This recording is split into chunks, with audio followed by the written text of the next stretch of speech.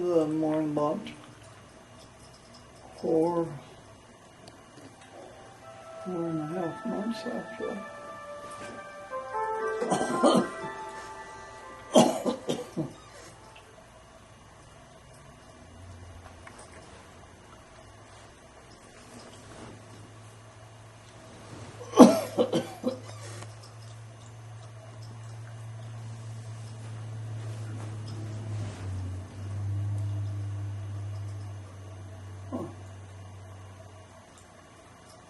Sure.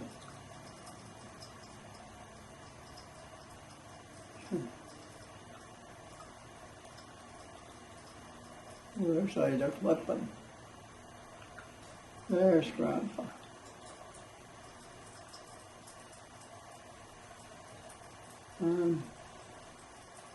It's Holcomb Hanson and Woolley Flippin and Aunt Martha Bigelow.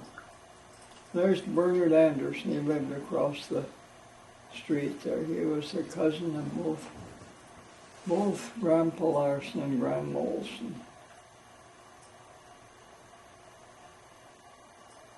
There's,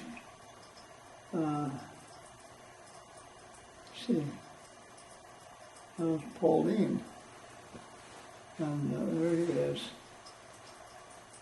He was getting pretty thin there. Oh, there's Mrs. O.B. Anderson.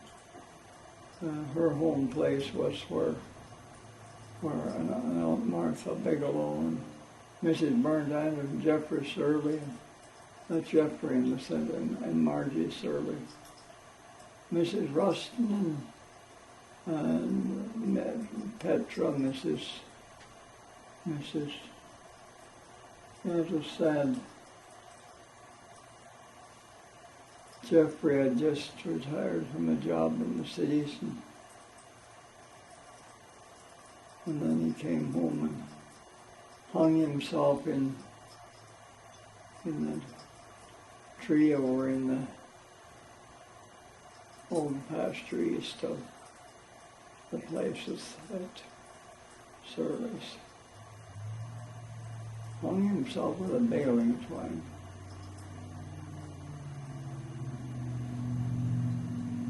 Another low-flying airplane. Yeah, he was getting old and thin then. Yeah, his father in Norway was active clear till the last year. He was sitting by the wood pile, splitting wood when he was.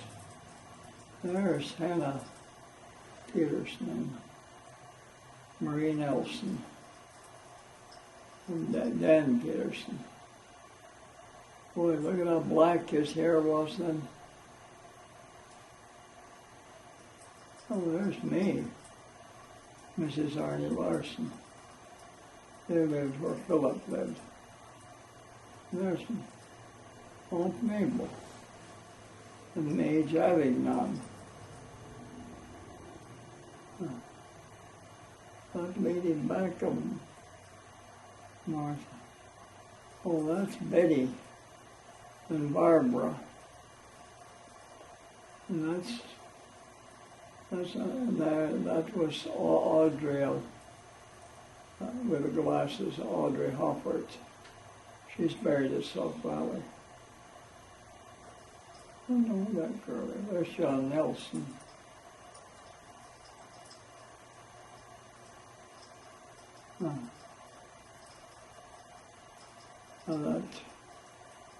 There was Uncle Arnie Larson too. He's buried out at Hatton. Well, that's a funeral, Grandpa's funeral.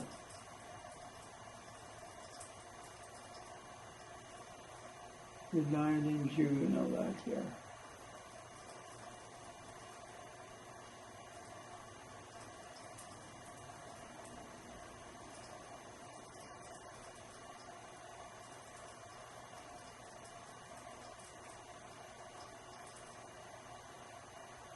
Grandma died in 1935. There's Reverend E. O'Hagan. He was a good man. He had such a beautiful singing voice. But then he had his stroke. And he was, I think he lived in Illinois when he died, but he was brought back to Elim for burial.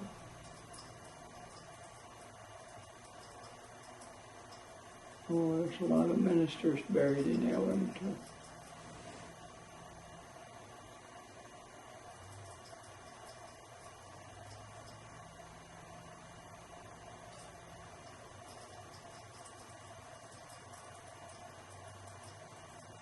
Looks like it's towards evening there, huh? Why would it be so dark, do you suppose? Do you know why?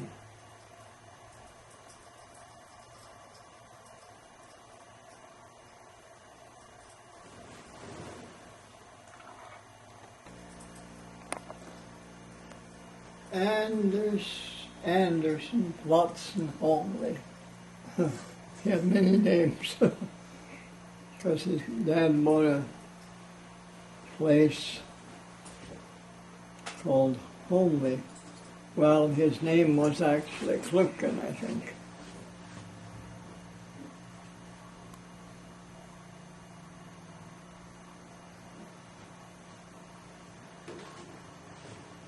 What am I supposed to read it?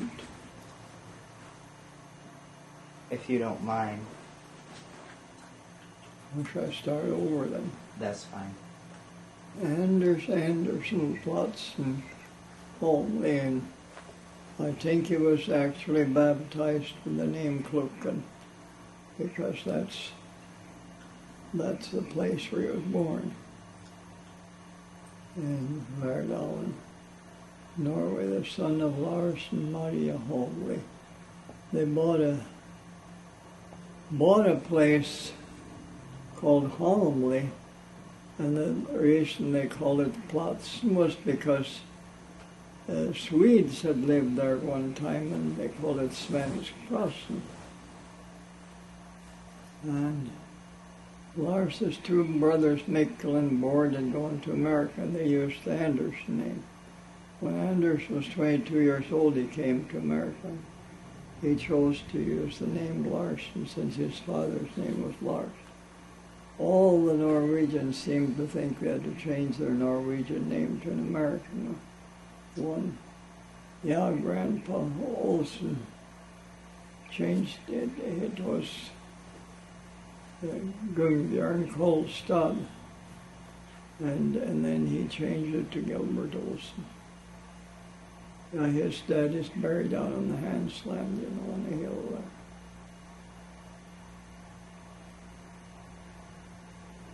One of these jobs was to dig graves. Yeah.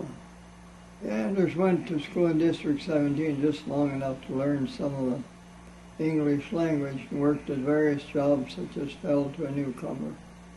One of these jobs was to dig graves. He dug the first grave at Sauk Valley Cemetery.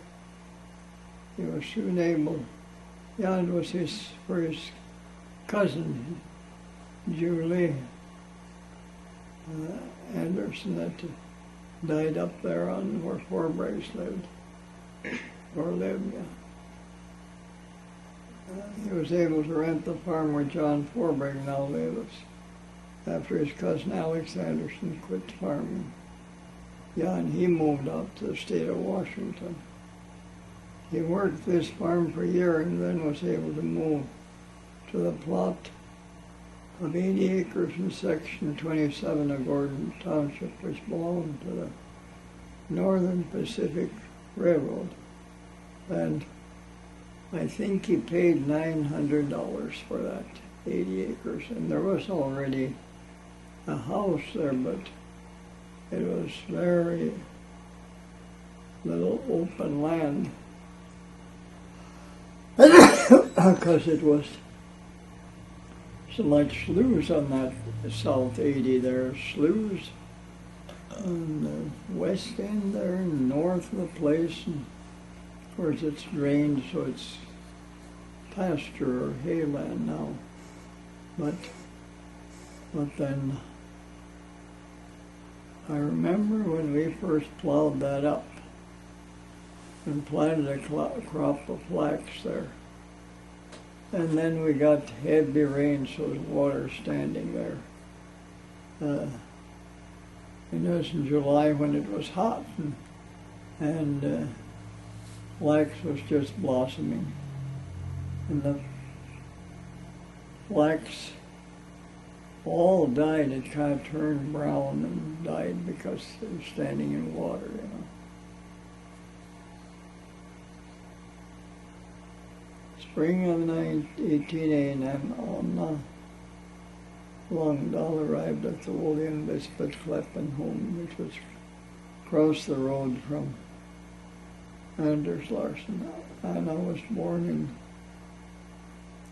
Verdal, Norway in June 26, 1859. She was a year older than Grandpa, you know.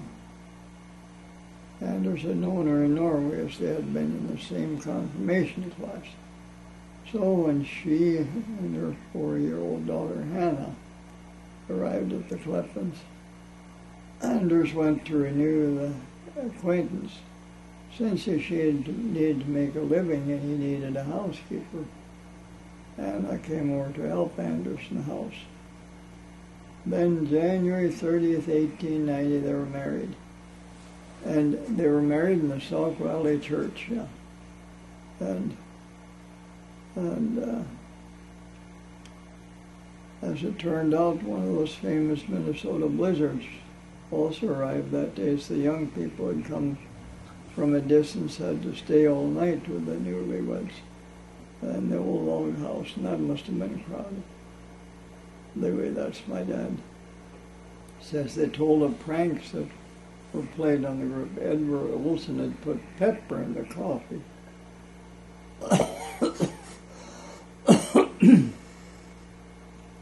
So they must have had a hot time.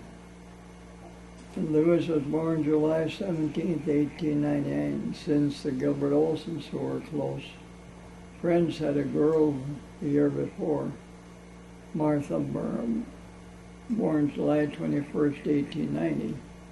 And they sent over her baptismal dress to use for the new baby. Other children born to Anderson, I don't know, were Marie, Mrs. John Nelson, Bertha, Mrs. Percy Earl, Martha, Mrs. Fred Bigelow, Arnie Now Hatton, and Ida, Mrs. Ole Clefton, and Mabel, Mrs. May Javignon.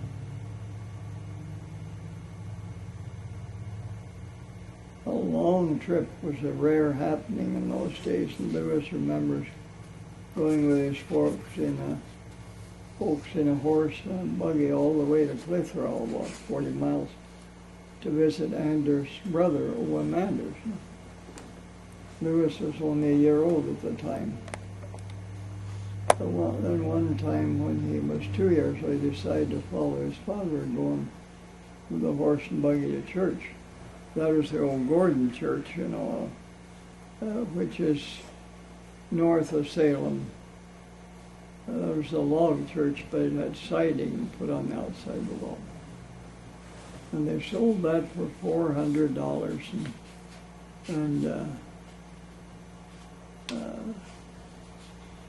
to John Peterson, I guess, and he tore it down.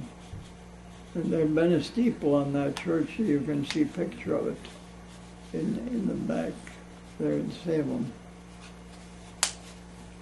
But and it had a bell in it, but the steeple blew down in a windstorm, and then they sold the bell to a church up in northern Minnesota that was just being built.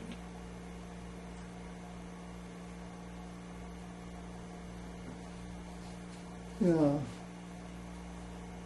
His Anders' brother, Owen Anders. Lewis was only a year old at the time. Then one time when he was 2 years old, he decided to follow his father and going with horse and buggy to church. Well, that would have been the the old Gordon church, and I suppose he had walked a long ways before he was missing Hannah, and seeing I caught up with him.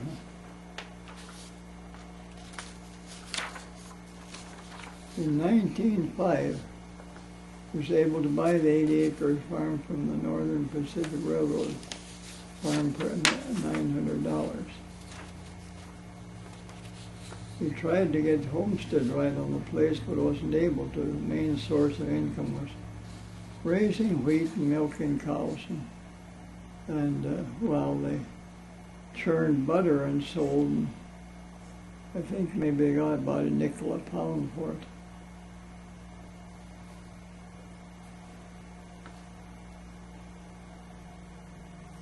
And about 10 to 20 cows during their year of farming here. In 1898, they bought their first cream separator. For this, they had used special pails in which milk stood until cream had come to the top and could be skimmed off by hand. Cream was churned into butter and sold to people in town. Seems they had much the same problem farmers are now having. Overproduction. Many of the people in town in those days also had their own cow, so there wasn't much of a market. Yeah, I think Grandpa Larson even had a cow in town there for a while when, after he first moved to town. Well, you know where that house is, where Ada Cleffin lived in. Yeah. Have you ever been in it? See, it's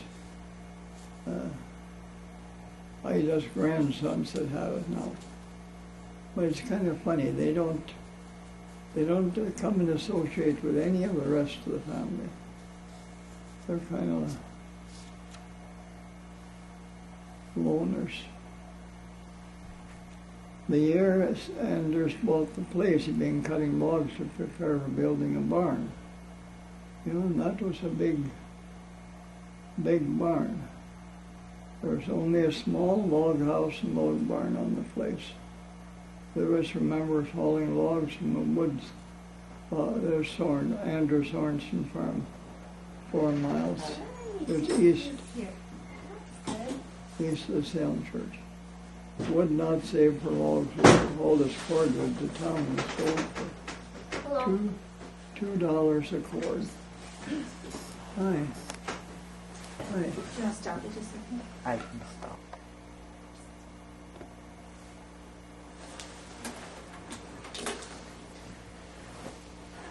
So goodbye. Sorry I barged in like that.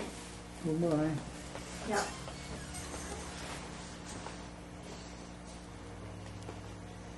So how long are you gonna be here? Oh, until Grandma gets home, I suppose. What is that for? Just for me, I guess. Oh. Sure, do you hear he was told to get a haircut? No. He got one. Oh, Come on, Mama. Doctor told him to. oh. See you later. Yeah, bye. Bye-bye.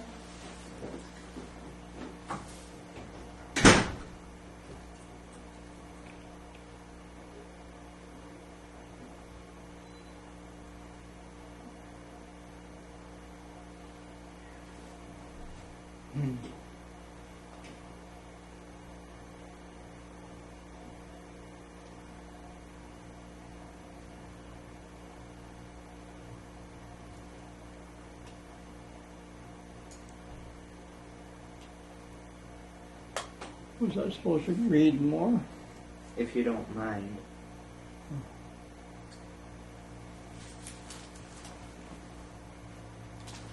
Yeah. Did I read this before? Besides helping out home, Lewis did a great deal of painting and papering. He started it by assisting one Anderson, Andrew Surley, and Hardin of Osakis when he was 15 years old. In a few years was in demand as a paper hanger in the community. Yeah, he even papered the Sauk Valley Church once. I think Henry Anderson helped him.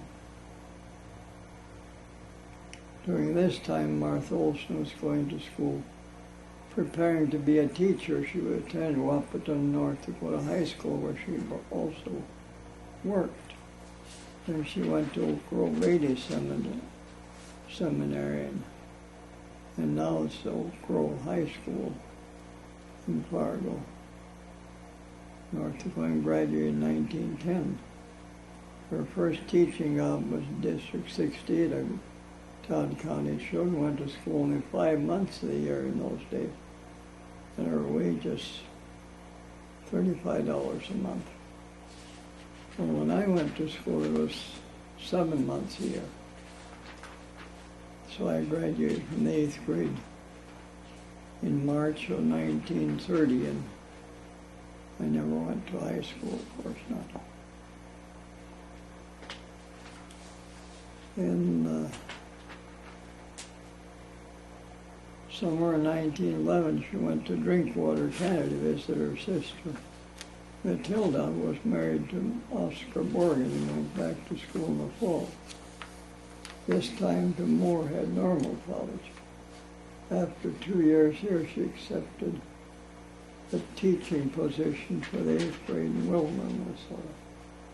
But after a year, returned to this community teach.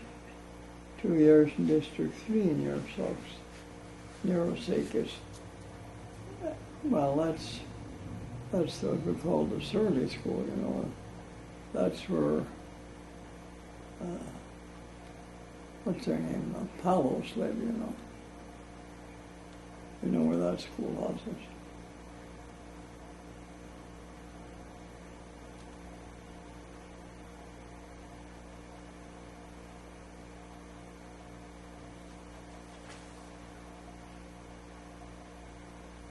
This school was situated on a high hill, made an excellent spot for sliding, and when his children's coaxed her to come sliding with her, she yielded to her wishes and went sliding, but they collided with a tree.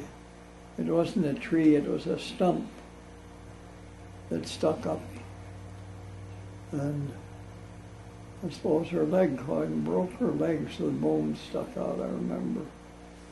And she was staying with Andrew Surleys at the time, so doctors called out to home to set it. Yeah, they laid her on the kitchen table, and he set it, pulled it into place and set it, and I suppose put a cast on it. He had to get a substitute teacher for a while, but in 4 weeks she was back to teaching on crutches.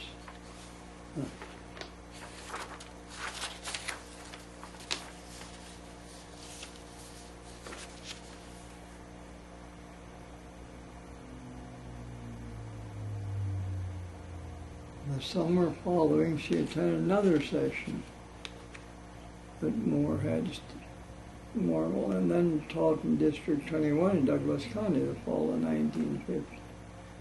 Martha was teaching in the Surly School in 1950. Lewis took her to a class thing in Osakis on March 1st. Lewis's sister Martha was in the play and coaxed her brother to bring Martha Olson to the play. Excitement must have been running high when Lewis arrived, with his white horse pulling a cutter. And that was in the machine shed at home, and my dad sold it to somebody from Eagle Bend for $45.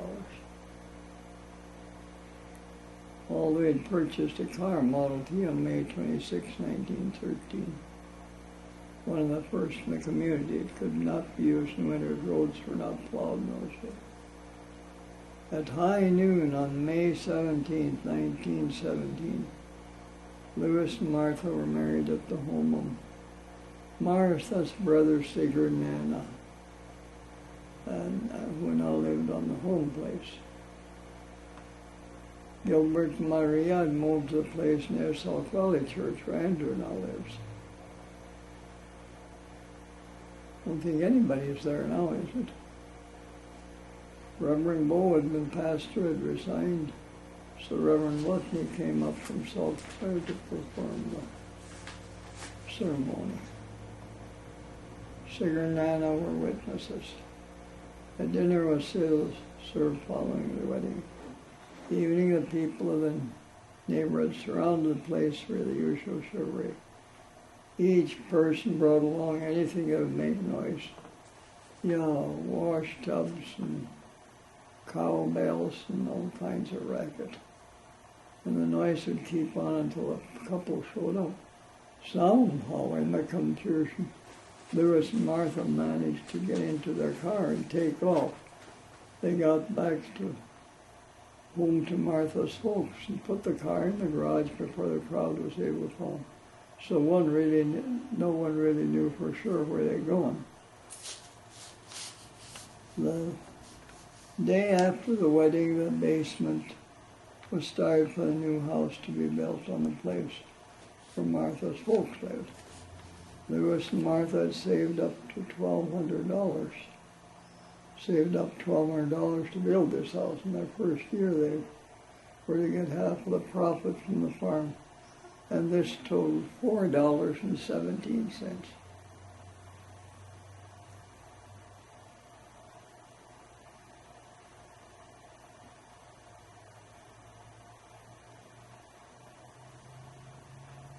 Lewis. In those days, you raised your food and cut the wood for fuel. Lewis proudly announced the birth of his first son, Andrew Gilbert, on March 17th, 1918. Andrew learned to talk very early, spoke in sentences before he was 1.5 years. It was all in Norwegian. He spent a great deal of time with Grandpa and Grandma also always spoke in the Norwegian language. Well, they could speak English too, but I always spoke Norwegian to my dad. In fact, I talked Norwegian to evening before he died. When Sister Alice was born, Andrew, who was 20 months old, met some company at the door. But we had a baby, we have a baby too. He enjoyed wandering around outside, looking for the birds and squirrels. When his mother called for him, he would answer. And Andrew är i närheten. Andrew is nearby, so it should be is nearby.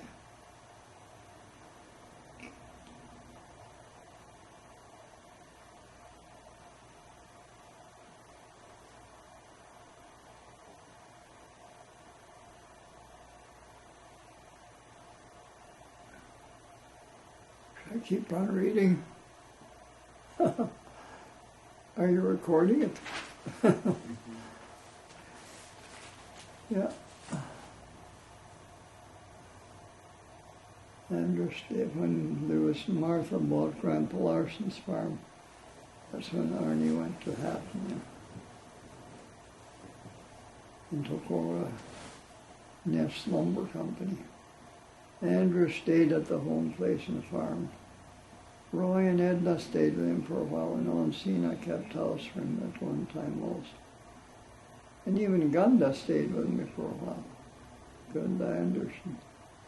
1946, Andrew had an emergency appendectomy, and his visit to the hospital changed his whole life. One of the nurse's aides was especially attentive.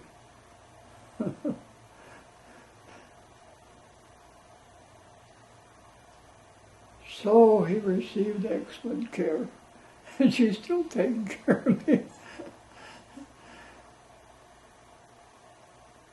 After he left the hospital, he thought it only right they should thank this nurse in person. So he made a trip to Brandon to visit Irene Joseph. But it took many trips to get around to thank her, and soon it became a habit to go to Brandon. Yeah, I used my dad's car, you know. Irene and Andrew were married October 17th.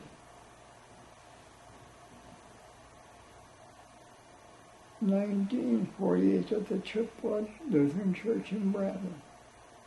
They now have 4 children: Catherine, Martha, John Lewis, James Allen, and Carl Anders. Is this stuff ever going to end? Oh boy, it's a long one. My mother wrote this on, or she dictated it to Mrs. Roy Larson.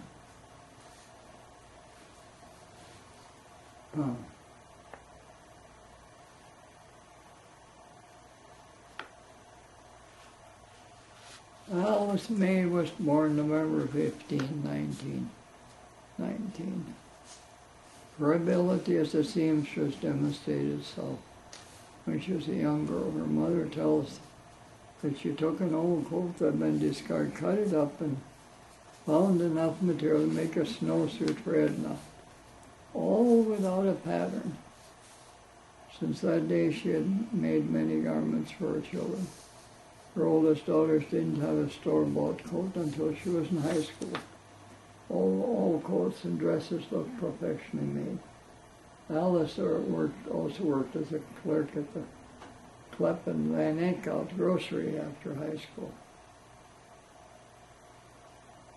A handsome young man entered her life and came to see her quite often. Brothers and sisters can be a nuisance at times. One night they piled pails and chairs against the doorstairs. When she came home late after a date, everything went helter-skelter, and her arrival home was royally announced. I didn't know about that. Alice was married to William Johnson April 2nd, 1939. And they're married at home at our place, by Reverend Strand. They're blessed with 7 children. A lot of weddings were at home in those days.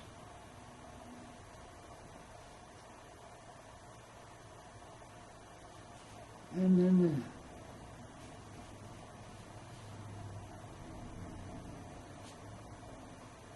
shall I read on? Sandra May, June 11th, now Mrs. Jesse Johnson. I owned Carolyn, January 26, 1942. Now Mrs. James N. Johnson.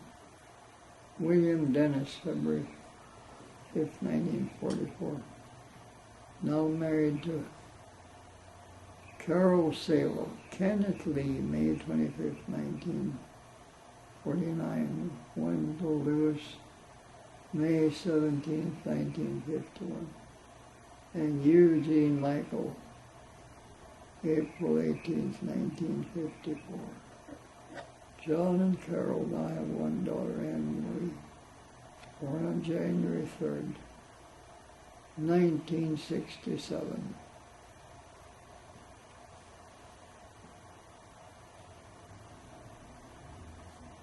Sadness entered the families.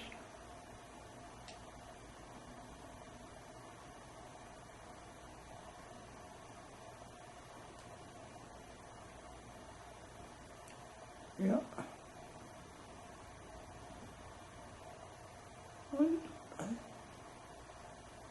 On December 11th, 1959.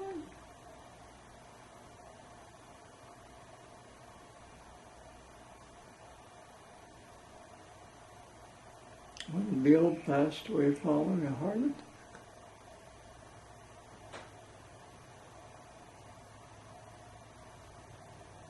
But he left to his family a legacy, spiritual strength, love, and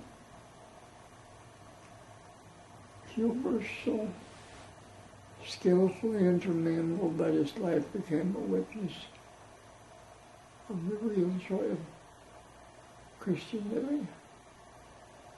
On November 27, 1921, Esther Lucille arrived because of a minor complication at birth, corrected by well-practiced hands.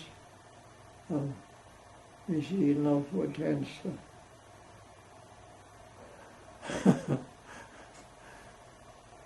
Birth of many children in this community. Yeah, they lived up for health their lives. The baby was somewhat blue in color.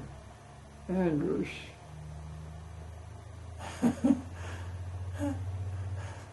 Come and see the baby was when I brought my best of far. Grandpa Olson, he had kind of a ruddy color, and I suppose I called it blue. When Esther was a little girl, she loved to dress up the dog and kittens. One day, when she went to Bible school, she'd put the kittens to bed in a doll bed and covered them up. Without a word to her mother, she had left them, locked them there. At noon, when she came home, she ran upstairs, and sure enough, there were the obedient kittens were still snug abed. That was funny.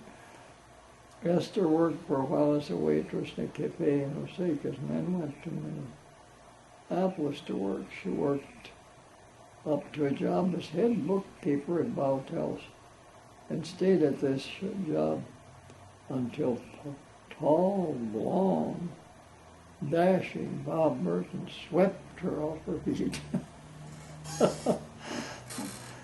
They were married May 11, 1947 at Salt Valley Church and had some trouble with muddy roads between church and home when the reception was held. John Forbrick came with his big tractor and pulled them up. Oh yeah, it was terrible muddy roads that time. It wasn't built up like it is now. North from Forbrick's place there. And then I remember John Forbrick pulled him out with his big tractor, that big case he had. Or was it Moline? When he had logs from up north where he farmed in Kitson County. But anyway,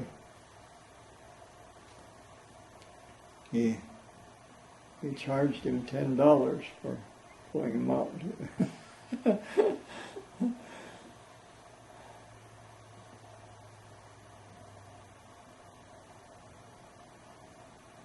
Esther and Bob have two sons, Robert Lee, February 26th, and Craig Richard, January 20th, 1951.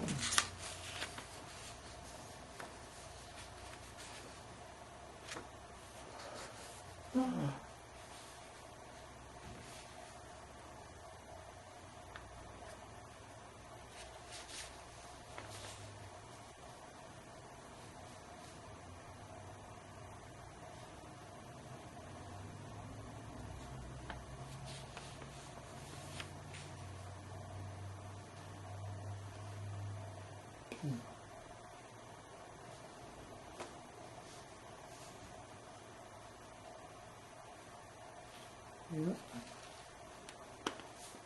Roy Boy made his entrance, and his name was Roy Edward, or is Roy Edward. See, Grandpa Olson had a brother, youngest one by the name of Edward Olson. We stayed with them when we were on our wedding trip out to central North Dakota. Yeah. September 14th, 1924. His mother wasn't sure if it was his arrival or the green watermelon she had the day before that was causing trouble. But it was Roy, of course, and he has never outgrown his particulars. His sister always begged Mom and Dad to take him along when they went visiting because he was so mean. One day he started a fire in some straw piled together between the house and mine, quite near the grain stacks. Louis and Alvin Cook were building a dormer in the house at this time. And Louis said to Alvin, Hans skulle ha fått juling om han hade skräckisestakt. Ja, he would have got licking if he hadn't cried so nasty. No wonder he had to go all the way to Iowa to find a wife. He attended Lutheran Bible Institute where he met Esther Nelson. Roy and Ernie Randolph rode in Roy's Model A Ford all the way to Tacoma, Washington to attend Pacific Lutheran College in 1948. Then on August 13, 1949, Roy and Esther were married. Wow, and they lived in Tacoma until Roy graded from PLC in 1950. After 1 year at Luther Seminary, Roy decided his calling was back to farming. They bought the farm from Lewis and Martha in 1970, found their 7 children, and they're all still alive. But anyway, well, Alice has 7 too, but 2 of them are gone. Died the same year. But then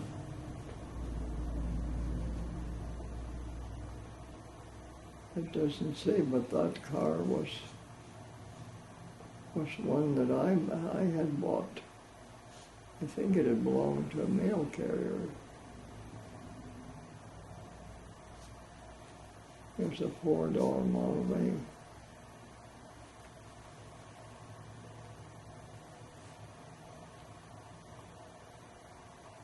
Ed Delia was born April 22nd, 1928.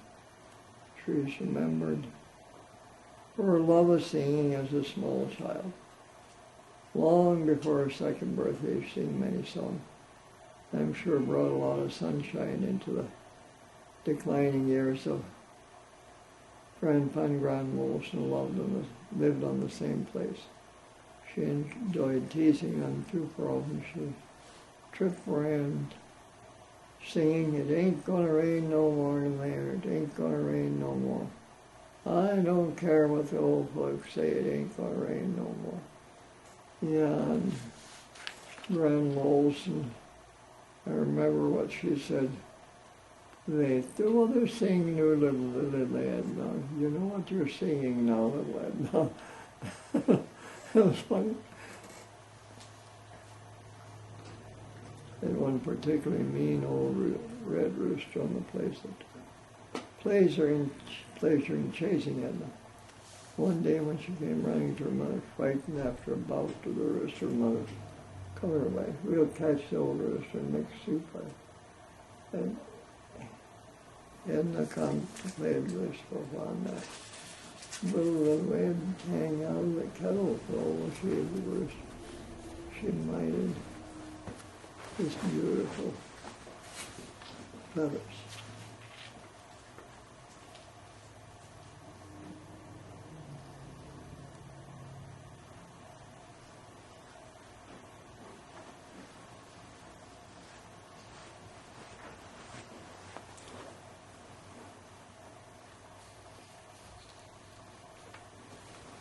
Yeah, at the age of 9, Martha and Lewis became alarmed when Edna began losing weight and had trouble keeping food down. They took her to Dr. Haberman, who diagnosed her trouble as diabetes. Yeah, I thought she was going to die that time because my folks and John Nelson's had taken off they were going out to Washington to visit my mother's sister, Matilda, and her family. And John Nelson had a sister out there too. And then when Edna got sick, then we called, yeah, it must have been Ed Olson's where they were at the time. And then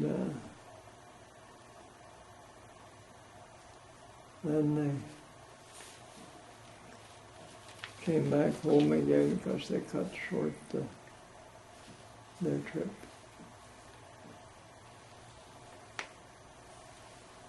Yeah. And then Edna's life has been to follow a strict schedule of a regulated diet and daily injections of insulin. Yeah, she wouldn't have lived this long if she hadn't been so careful.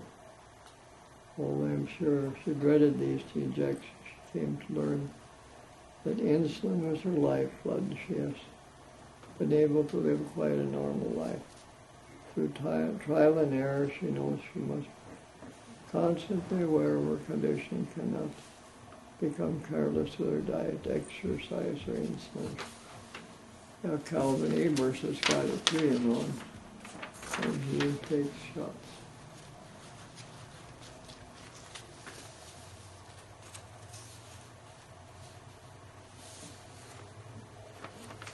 Edna kept house for Andrew and Roy for a while, spent some time in Minneapolis taking an art course. Then found a job for which she was fitted as a nurse's aide for Crippled Children's School in Jamestown, North Dakota. She loved her work and the children loved her. At one time when a flood threatened the school, she brought some of the children home with her until the water subsided. It's also appeared she was well liked by all the personnel that worked at the home. One handsome male office worker in particular, Clarence Quanbeck of McVille, North Dakota. Clarence had the misfortune of having an auto accident when he was 6. Spinally injured, paralyzed his legs. Yeah, it was sad.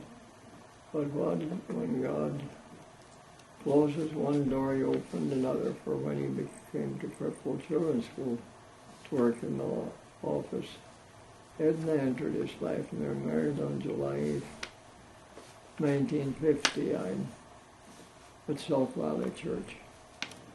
After a year in Denver, Colorado, at which watch repair school, they bought a store in Clarence's hometown, now operating a very successful variety in jewelers. They have one son, Reuben Clarence, July 13th, 1956.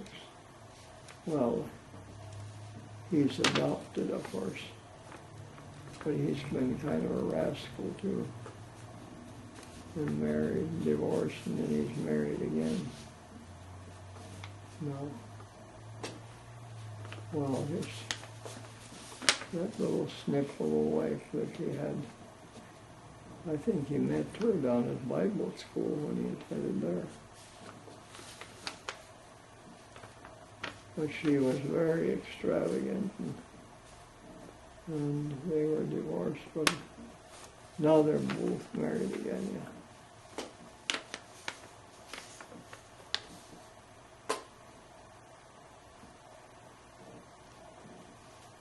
On May 6, 1930, Ines Lorella came as a little angel, sent to spend a few days in the Larson, but it was evident when she arrived their stay might not be long. She lived her complete life in 6 days and then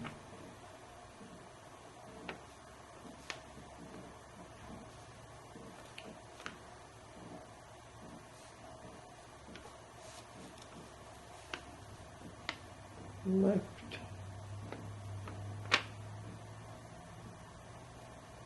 To wait the rest of her family in heaven.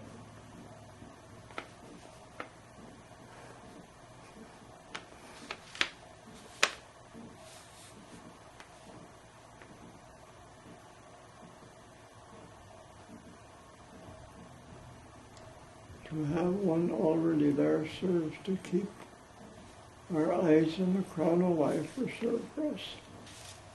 Grandpa and Grandma also were in March part of the Larson family, as they lived in the old house in the place until they could not take care of themselves any longer. They were brought to live with the rest in our house. Yes, it was more of a convenient to care for them. Grandpa lived only a short time after he died, October 1932. And Grandma followed him the next year, October 20th, 1933. And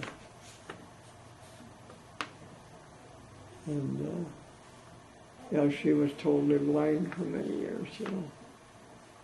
And Grandpa died in the front bedroom, and then she died a year and a day later, and their funerals were October 24th, a year apart.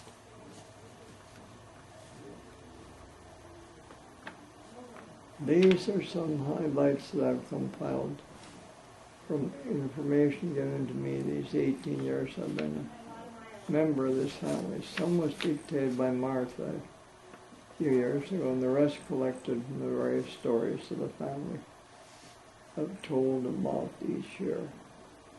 And information Lou escaped to me.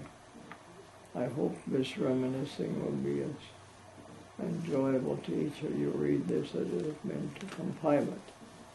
There have been some smiles and some tears.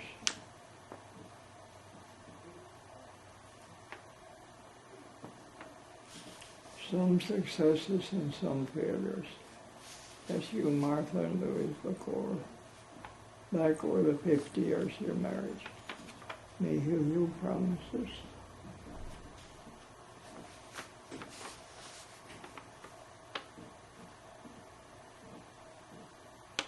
To be with us always.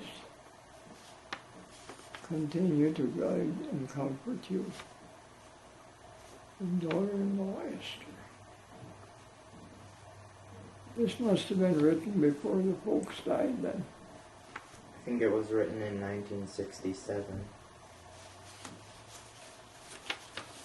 Yeah.